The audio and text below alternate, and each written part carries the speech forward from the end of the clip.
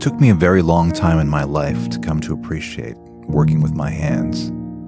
Stemming from my youth and my insecurity, for the longest time I thought I needed to work to become an academic, to distance myself as far away from manual labor as I could.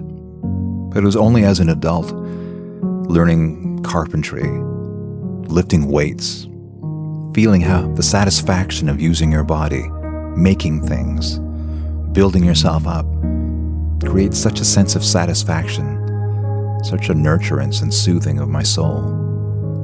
We are always body and mind both, and it is only by using both that we are whole human beings.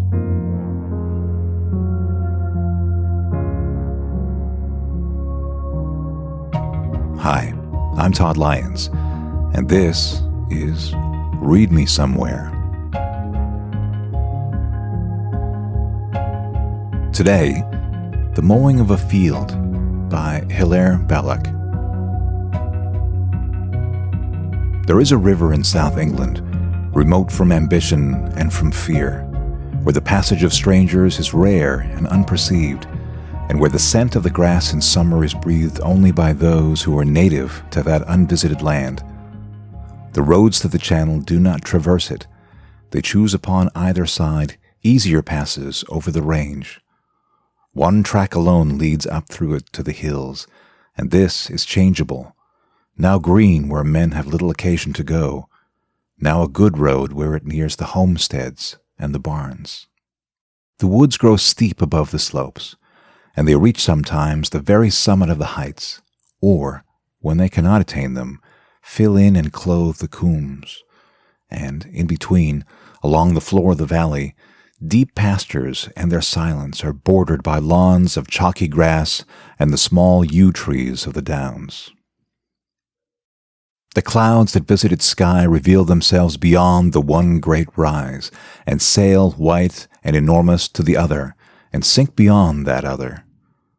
But the plains above which they have traveled, and the weald to which they go, the people of the valley cannot see and hardly recall. The wind, when it reaches such fields, is no longer a gale from the salt, but fruitful and soft, an inland breeze, and those whose blood was nourished here feel in that wind the fruitfulness of our orchards and all the life that all things draw from the air. In this place, when I was a boy, I pushed through a fringe of beeches that made a complete screen between me and the world, and I came to a glade called No Man's Land. I climbed beyond it, and I was surprised and glad, because from the ridge of that glade I saw the sea. To this place, very lately, I returned. The many things that I recovered as I came up the countryside were not less charming than when a distant memory had enshrined them, but much more. Whatever veil is thrown by a longing recollection had not intensified nor even made more mysterious the beauty of that happy ground. Not in my very dreams of morning had I, in exile, seen it more beloved or more rare. Much also that I had forgotten now returned to me as I approached. A group of elms, a little turn of the parson's wall, a small paddock beyond the graveyard close, cherished by one man, with a low wall of very old stone guarding it all around.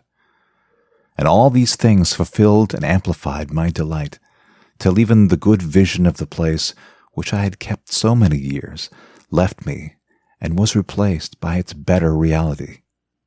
Here, I said to myself, is a symbol of what some say is reserved for the soul, pleasure of a kind which cannot be imagined save in a moment when at last it is attained.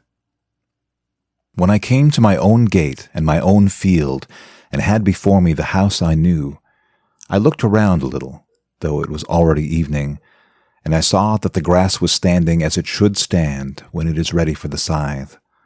For in this, as in everything that a man can do, of those things at least which are very old, there is an exact moment when they are done best.